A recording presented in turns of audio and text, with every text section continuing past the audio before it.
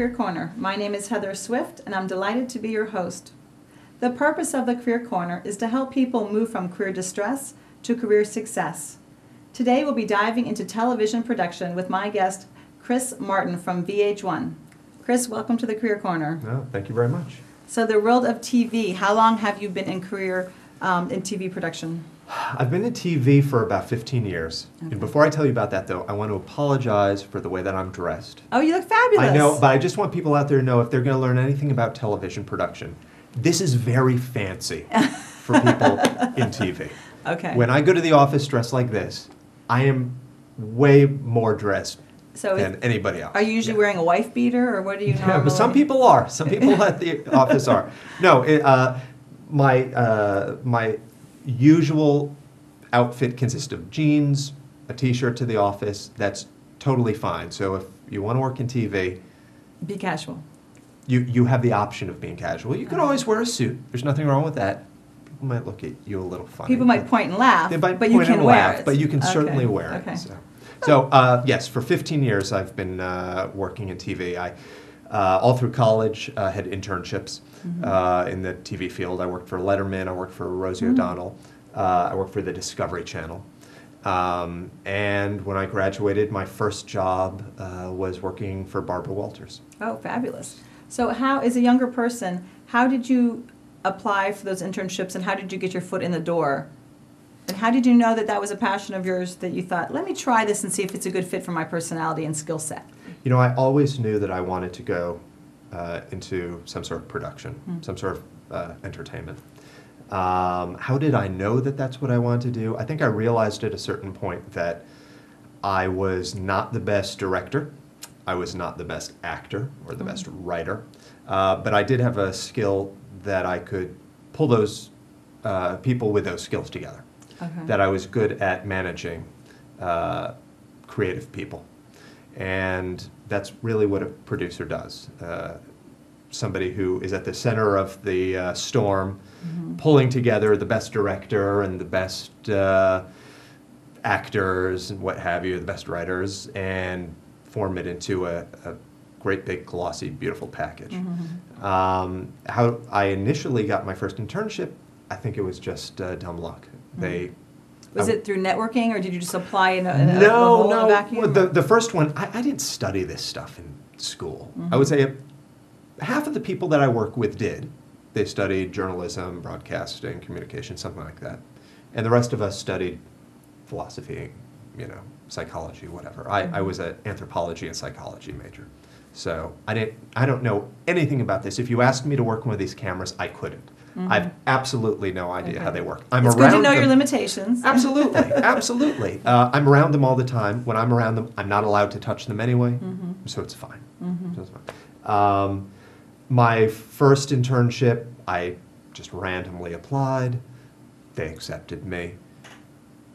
Because of that internship, I ended up getting another one. Because of that second internship, I got my third. Okay. Eventually, I parlayed that into a real job, and every job that I've had since has been because of somebody that I met or a connection that I made at one of these previous shows. Every single job. There's never been a time where I've sent out a resume on that I've seen sent out a resume to some job listing I've seen anywhere. No. Not once have I ever gotten a job that way. It's always, oh, you know Shelley. Oh, well, she says great things about you. Let's get to work. You're hired. You're hired. Yeah. Okay. Or they've seen my work before. Okay. So it also proves the value of a network, even as a young person starting off.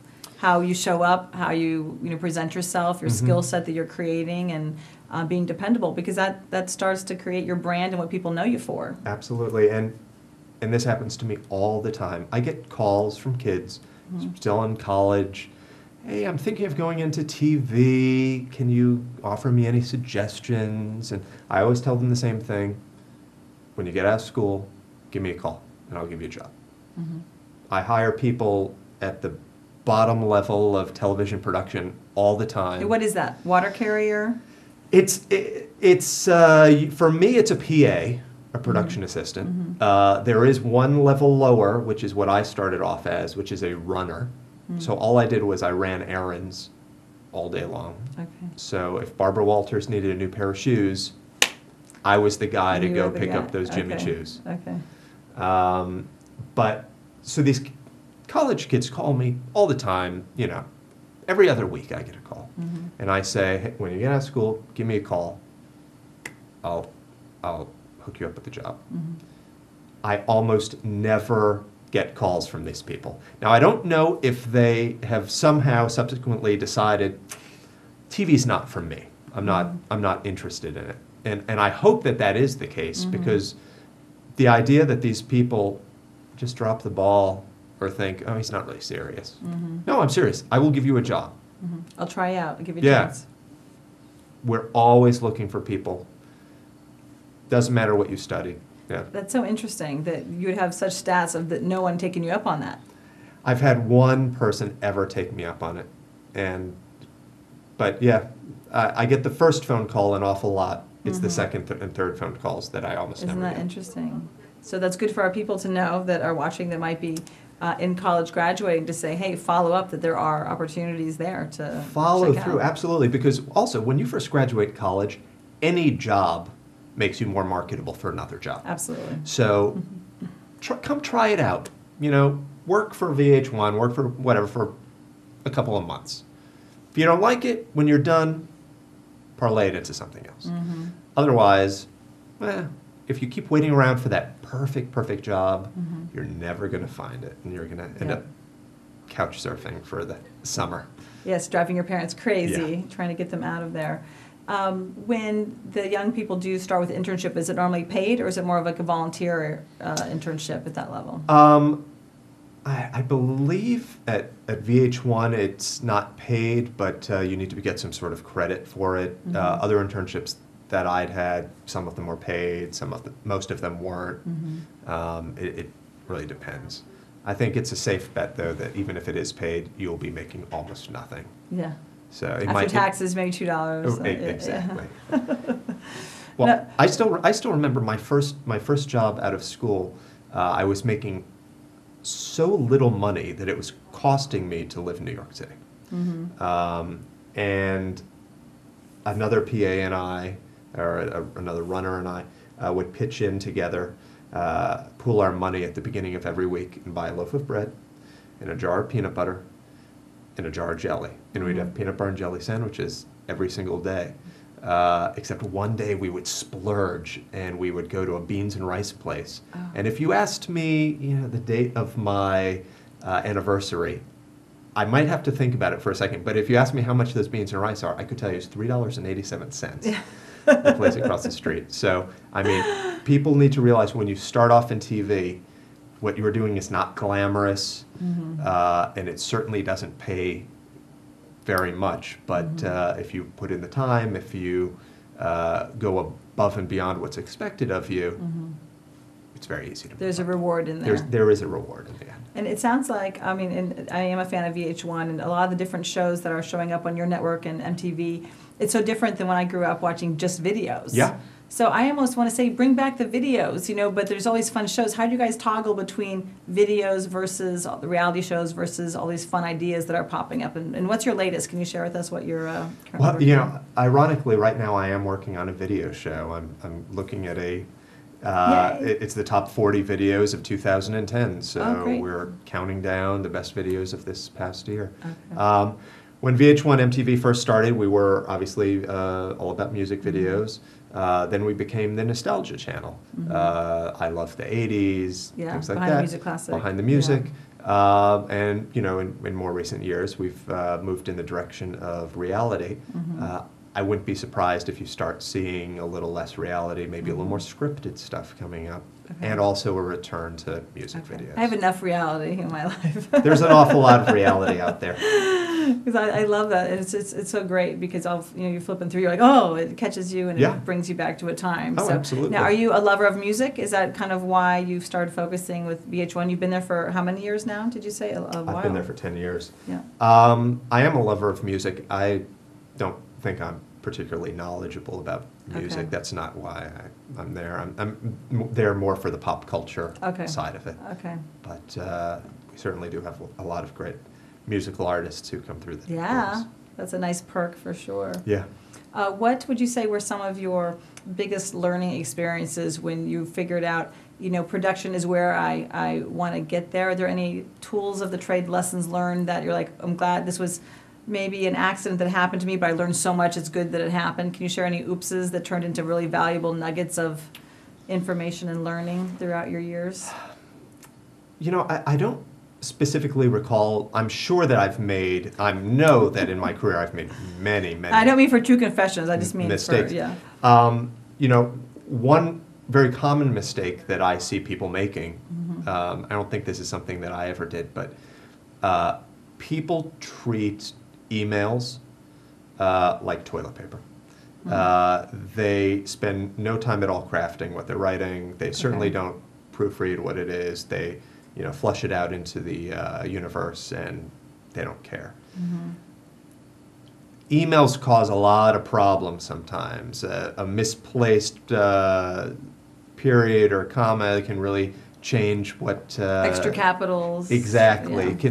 So I always say to the people that are working with me, whether it's an email that you're writing or a script or something, treat this like somebody really important is going to read it, because somebody really important might end up reading it, and you don't want to look like, this. I get scripts sometimes that have no punctuation, no punctuation, and I'm sitting there trying to read it. I say, what does this sentence mean? And they say, I don't know. I said, well, that's a problem. Yeah, I think you should know. So if you're looking for a tip there, I would say, treat everything that you write, particularly emails, treat them like somebody important is going to read them. I think that's great advice, and I think it's very universal advice for any organization that you're working with. I had an experience recently where I sent an email out to a very senior person of this organization, and he CC'd back 2 other people that I work with in this organization. And I went and scanned to make sure it was all, and luckily it was very good, it's professional, document. But I thought, wow, you have a particular person in mind when you're crafting it, but how quickly things get sent and CC'd, and all of a sudden you have a whole group of eyes on a document or a paragraph or an idea that it was not intended for when you were writing it. So if we all did that, create it, like you said, with that in mind. Absolutely. I think that would probably save a lot of grief for... For sure. Now, you've been a VH1 for 10 years. Have you been working on particular shows throughout that time? I've worked on an awful lot of shows in that time. I counted it up the other day. I think I've done 35 hours worth of programming in those. 35 hours doesn't sound like a whole lot when you just say it. But 35 hours of programming is a lot. That's a lot. Time. For a half-hour show, it normally takes 9 weeks to produce it. That's amazing. So 35 hours is a lot. I have worked on the I Love This series, Behind the Musics, any major series really that you can think of shy of the reality shows. So we're going to take a quick break, and when we come back, let's dive into some more of those. Excellent. We'll be right back with Chris Martin from VH1.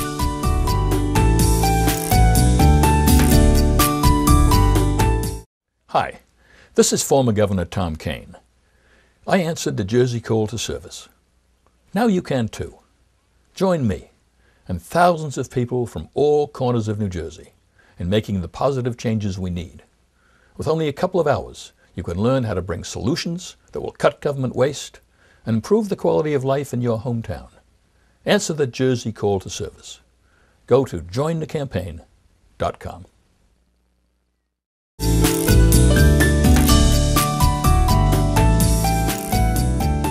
Welcome back to the Career Corner. We're here with our guest, Chris Martin, TV producer for VH1. So, Chris, tell me about some of the shows that have been your favorites that you've worked on. Anyone particularly close to your heart that you love? There are some. I worked on, unfortunately the series didn't do better, but a couple of years ago I created a show that was sort of Dancing with the Stars, except instead of having celebrities dance, we had them learning magic tricks. Oh yes. And I'm a big fan of magic, and yes. so to do that was a lot of fun. To surround myself with professional magicians and Unfortunately, it turned out great, but people didn't find us on the dial, so Oh, yeah. that was a disappointment. But still, getting to sort of geek out for a while with all of these professional magicians was a lot of fun. Professional magicians. More recently, I did a show where we recreated the deaths of celebrities. And so we would hire stunt drivers and lookalikes and shut down entire stretches of the Las Vegas Strip and Oh, things wow. like that.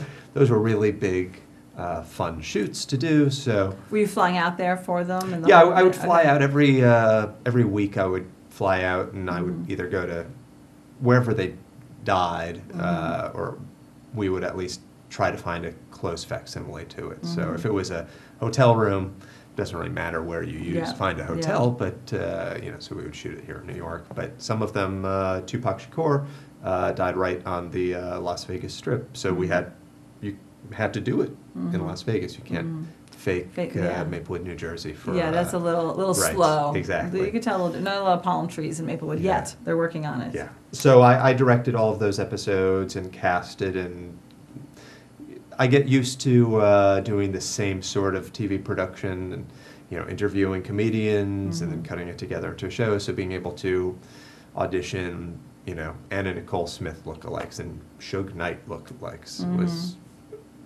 a new, What a interesting unique challenge. experience. Yeah, it was fun. It beats working for a living. Yeah. It's all yeah. right. So. Now, when people watch people and learn more about TV production, directing, things like that, a lot of people think, I want to break into the television business.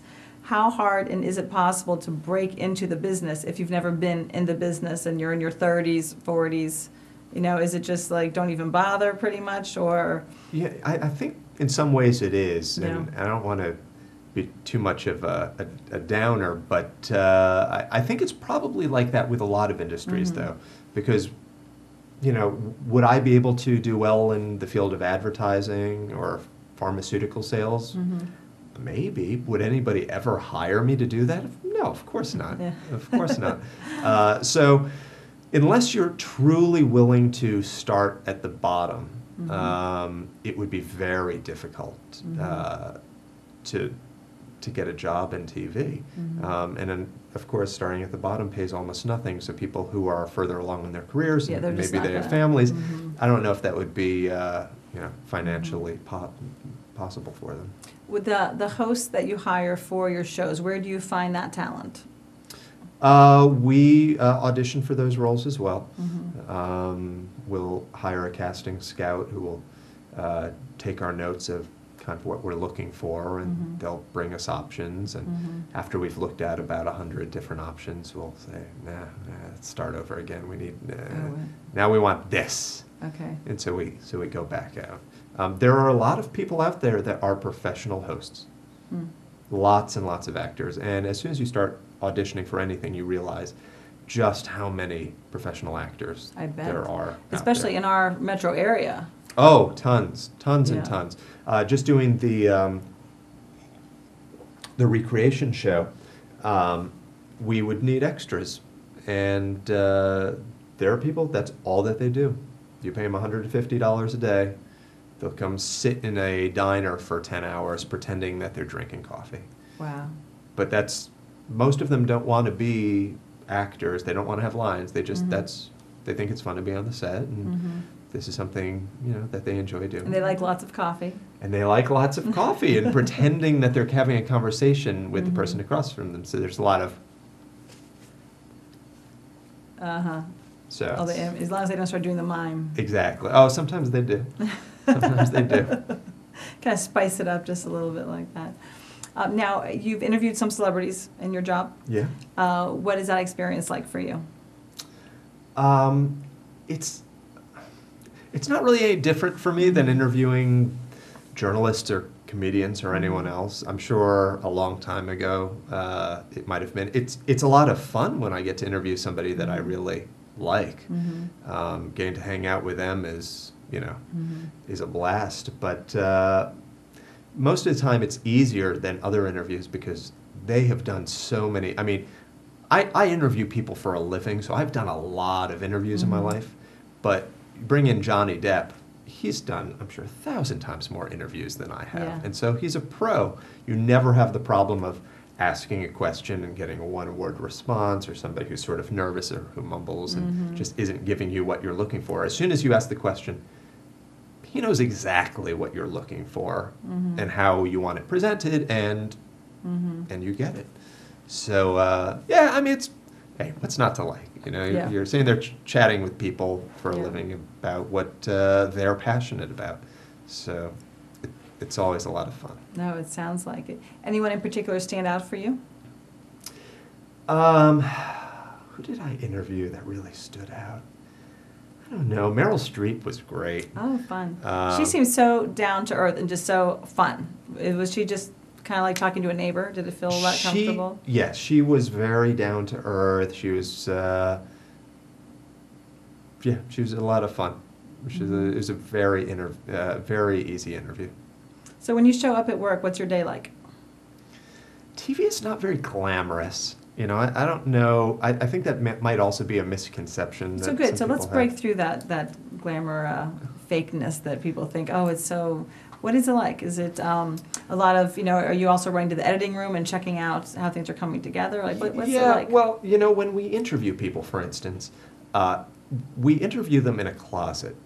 And it's a very large closet, but nonetheless, it is not a special room, with gold fixtures. I mean, it is literally a cinder block room that's maybe 10 by 10, and that's it. And we put up lights, and we put up really nice lights, and we put up a backdrop, but that's it.